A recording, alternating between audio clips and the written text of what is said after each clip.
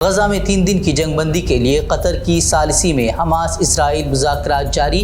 12 یرغمالیوں کے بدلے 3 روزہ جنگ بندی پر ہو رہی ہے بات۔ یرغمالیوں میں 6 امریکی بھی شامل۔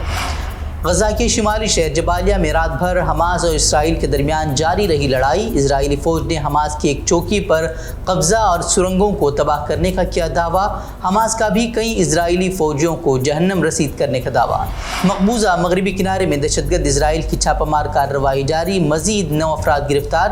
فلسطینی تنظیموں کے مطابق 7 اکتوبر سے 2200 سے زائد افراد کو گرفتار کر لے گئی ہے فوج۔ اسرائیلی فوج نے شفا اسپتال کے داخلی دروازوں کے قریب کی بمباری، اسپتال جا رہی سڑکوں کو کیا بلاک، اسپتال کو بھی پہنچا نقصان۔ گزشتہ 3 دنوں میں اسرائیلی فورسز کی طرف سے 8 اسپتالوں پر بمباری کی گئی، 18 اسپتال 7 اکتوبر سے بند۔ اسرائیلی فوج کی پیش قدمی اور بلا روک ٹوک بمباری کے خدشات کے باوجود کئی فلسطینی اب بھی اپنا علاقہ چھوڑنے کو تیار نہیں۔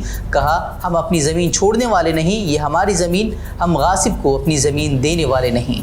فلسطینیوں کا قتل عام کر خود کو ہیرو تصور کر رہے اسرائیلی وزیراعظم کی مشکلیں بھی کم نہیں۔ اب اسرائیلی وزیر نے جنگ کے خاتمے کے 3 ماہ بعد انتخابات کرانے کا کیا مطالبہ۔